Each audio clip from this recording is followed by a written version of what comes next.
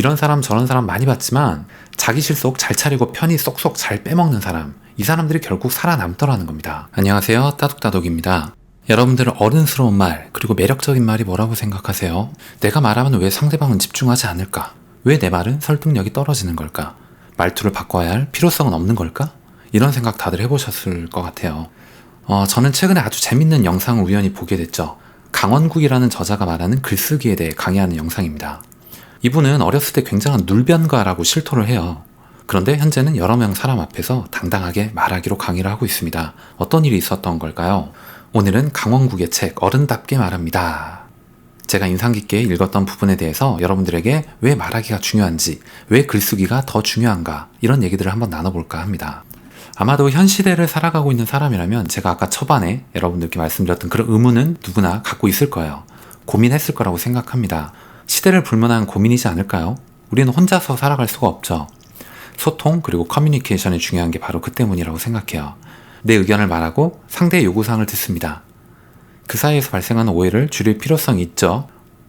오늘 말씀드린 리뷰 노하우가 아마 여러분들의 인간관계 그리고 직장생활에 큰 도움이 될 거라고 믿습니다.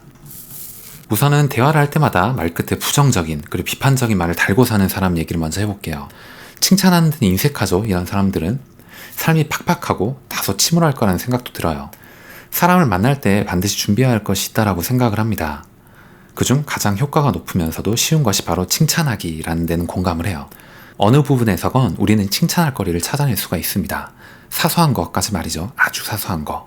특히 사람 만날 때는 꼭 준비해야 할 3가지를 책에선 이렇게 얘기해요. 첫 번째는 칭찬할 거리를 찾으라고 해요. 첫 만남에 어색함 푸는데 이보다 더 편하고 쉬운 주제는 없다라고 얘기를 합니다. 두 번째는 상대방의 근황 얘기죠. 상대방에게 내가 얼마나 관심을 갖고 있는지 이를 파악하는 가늠자라고 생각하기 때문입니다. 자신의 얘기를 한다는데 과연 어느 누가 싫어할까요? 세 번째는 시사, 뉴스 이런 겁니다. 세상 돌아가는 가십거리를 얘기하는 거죠. 다만 색채가 강한 정치적인 얘기는 좀 피하는 게 좋지 않을까 이런 생각이 합니다.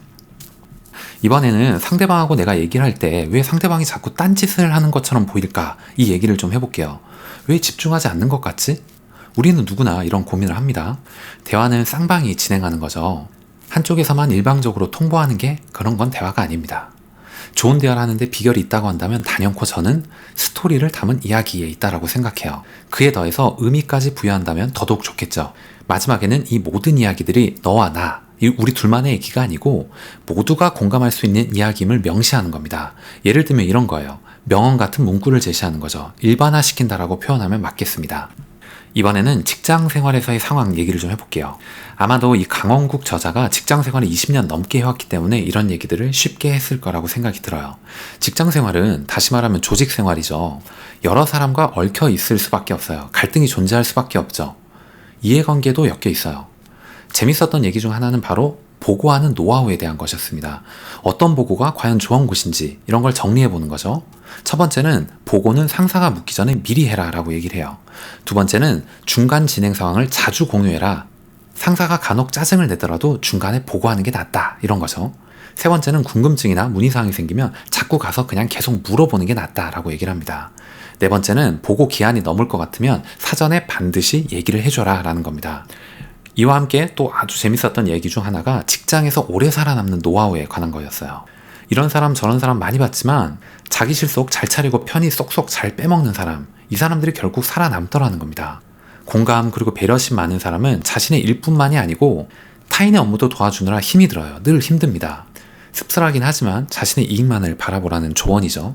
다른 측면에선 이런 얘기도 좀 기억에 남아요. 회사에 너무나 충실하고 열심히 하게 되면 결국 자기 손해라는 것이죠. 여러분들 좀 뜨끔하지 않나요? 회사에 열중한 나머지 그 외의 것을 챙기지 못하는 경우가 많기 때문입니다. 끝까지 나는 나 이렇게 고집하는 사람이 이득일 수 있다는 거예요. 과연 우리는 무엇이 맞을까 이렇게 고민해 볼 필요가 있다는 겁니다. 이번에는 말하기만큼 중요한 글쓰기의 중요성 얘기도 좀 해볼게요.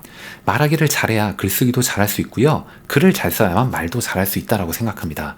둘은 별개가 아니에요. 서로 보완해주는 역할이기 때문입니다. 끊임없이 연습이 필요한 영역이기도 해요. 무라카미 하루키 아시죠?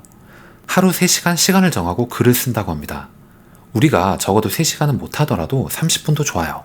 30분이라는 시간이 정말 긴 시간입니다, 여러분. 여러분 가만히 앉아서 30분간 한번 글을 써보세요. 말 잘하는 사람, 어른답게 말하는 비결. 조직에서 살아남는 노하우, 보고를 잘하는 방법, 이런 것들이 다 중요합니다.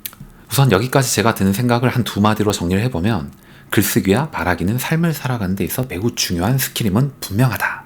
사람마다, 상대마다 우리는 말하는 법을 달리할 필요는 있다. 왜냐하면 정답은 없으니까. 지금 많은 노하우 그리고 경험담을 얘기를 드렸음에도 불구하고 우리에겐 여전히 이런 의문이 남아요. 상대방이 이런 얘기를 할 때가 있단 말이죠. 너는 왜 그렇게 말을 가볍게 하니? 너는 말투를 좀 어른스럽게 할 수 없을까? 그렇다면 내 말투는 과연 어떤 스타일이지? 어른답게 말한다는 건 과연 어떤 것일까? 이런 고민이 있을 겁니다. 이 강원국 저자가 유명해진 가장 큰 이유가 과연 뭘까 생각을 해봤어요. 단연코 대통령이 글쓰기라는 책을 통해서였다고 생각해요. 우리는 대통령의 일상에 대해 궁금해하기 때문입니다. 어떤 방식으로 생각하고 글쓰고 연설하는 것일까? 그 옆에서 과연 도와주는 사람은 따로 있을까? 그렇다면 그들의 역할은 뭘까? 뭔지 모를 호기심, 신비감이 함께 공존하죠. 대통령 옆에서 아마도 7년이라는 시간 동안 함께 글을 쓰고 일해왔다면 누구보다도 그 일을 잘할 겁니다. 대통령의 라이프 스타일을 간접 경험하는 데 도움이 될 거라고 생각해요. 이 모든 것을 해결해주는 책이 바로 오늘 소개해드린 책이었습니다. 여러분들 살아가면서 많은 거절, 그리고 부탁, 관계 이런 것들을 경험하며 살아가죠. 여러분들의 대화 방식은 어떤가요? 혹시나 여러분들에게 부탁이나 제안이 들어왔을 때 거절해야 할 일이 생긴다면 어떻게 하는 게 과연 제일 좋을까요? 책에서는 거절에 대해서 이야기를 합니다. 개인적으로 어려워하는 부분이기도 해요, 제가. 그렇기 때문에 아주 집중해서 읽었는데 4가지의 주요 내용이 있었습니다. 제가 요약해서 말씀을 드리자면, 첫 번째는 우선 내 역량으로 들어줄 수 있는 부탁인지 들어줄 수 없는 부탁인지 명확히 구분부터 하는 겁니다. 두 번째는 내 역량으로 들어줄 수 없는 부탁이라면 단호히 거절하는 거예요. 단칼에 거절하는 것이 중요하죠. 세 번째는 부모와 가족의 부탁은 가능하면 들어주라는 겁니다. 과거에 혹시나 내 부탁을 들어줬던 사람의 이런 부탁도 또한 들어줘야 된다라고 얘기를 해요. 네 번째는 거절할 때 지킬 건 지켜야 돼요. 예를 들면 시간을 좀 더 달라고 한 후에 대안까지 제시해주면 금상첨화입니다. 이번에는 이야기를 잘하는 사람들의 공통적인 비결, 특징 얘기를 해볼게요. 그것은 바로 스토리 방식의 전개를 좋아한다는 건데, 자신의 경험을 풀어낸다라는 거죠. 이거는 생존 본능에서 나온 행동 방식이라고 생각해요. 재밌게 그리고 잘 얘기할수록 사람들의 능력은 시대를 막론하고 인정받았죠. 청자들은 정보를 쉽게 습득을 합니다. 그리고 유용한 정보가 널리 퍼지게 되는 효과도 있죠. 그리고 이 이야기가 자신만의 경험으로 자신만이 얘기하는 것만으로 끝나서는 안 된다고 생각해요. 그 속에 의미를 부여한다라고 하죠, 우리는. 인간은 의미 부여하는 걸 좋아해요. 동기부여 받고 싶기 때문입니다. 이때 꼭 필요한 건 뭐다? 유명한 명언, 격언, 이런 구절을 활용하는 겁니다. 오늘 이야기는 여기까지 하겠습니다. 오늘 여러분들께 글쓰기의 중요성, 말하기의 중요성, 어른답게 말하는 게 무엇인가, 매력적인 대화의 방법은 무엇인가, 직장 생활에서 오래 살아남는 사람들의 비결은 무엇인가, 스토리 전개 방식, 이런 얘기들을 두서없이 쭉 얘기 드렸지만 굉장히 중요한 얘기라고 생각을 합니다.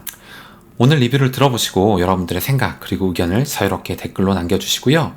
역시나 글쓰기란 사회생활, 인간관계, 세일즈 모든 걸 통틀어서 가장 기본이 되는 거라고 생각합니다.